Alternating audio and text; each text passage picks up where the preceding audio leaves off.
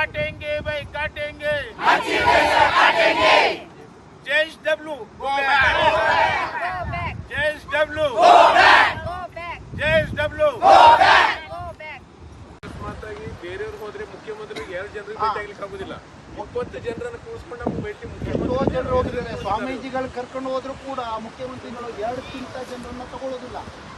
असा आणि हिंगा JSW आपणाचो पोर्ट बांदता. आता ही बीच पळयली जाल्यार ऑलमोस्ट 2 किलोमिटराची बीच आसा आणि हिंगा बारीक फिशरमॅनाक आयज डिस्प्लेस करपाक खातीर हे एक JSW पोर्ट येयलेलो आसा आणि आमी पळयलेलो आसा की हो JSW जो आसा इवन गोंयान आसा आणि मोस्ट प्लेसीस जे तेंचे हँडलिंग चलता तेंचे if you see most of their work is illegal.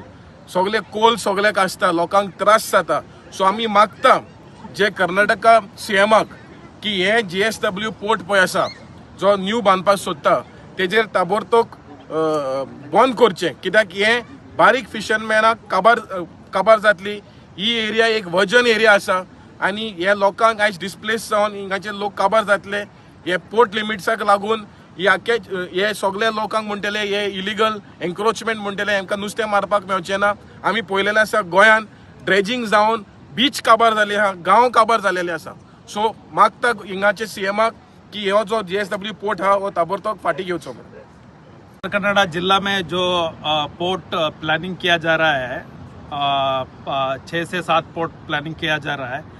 इससे पूरा उत्तर कन्नड़ा जिला का जो मच्छीमार है इसका पूरा सर्वनाश होने वाला है.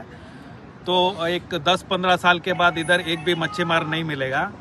अभी ये जो पोर्ट बन रहा है सब कोल हैंडलिंग प्रोजेक्ट है और ये रेड कैटेगरी प्रोजेक्ट बोल के कैटेगराइज किया गया है. तो देखा जाए तो उत्तर कन्नड़ा जिला को एक डस्टबिन की तरह यूज़ किया जा रहा है.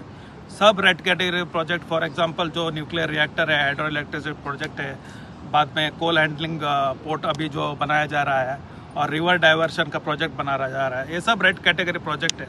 तो ये इकोलॉजिकल सेंसिटिव एरिया में होना नहीं चाहिए. और हमको पता है कि बाय डिफ़ॉल्ट उत्तर कन्नड़ा जिला जो है जो 90% वेस्टर्न घाट से भरा हुआ है, ये इकोलॉजिकली सेंसिटिव एरिया है और यूनेस्को हेरिटेज साइट है. तो इसमें ये सब रेड कैटेगरी प्रोजेक्ट नहीं होना चाहिए. और IISc के रिपोर्ट के अनुसार जो बोला गया है कि उत्तर कन्नड़ा का जो इकोलॉजिकल कैरिंग कैपेसिटी है वो ऑलरेडी एक्सीड हुआ है और it cannot sustain further developmental projects. So और थोड़ा जो प्रोजेक्ट कॉम्पेटेबल है उत्तर कन्नड़ा जिले में वो सब क्लैरिफाई किया हुआ है इस रिपोर्ट में.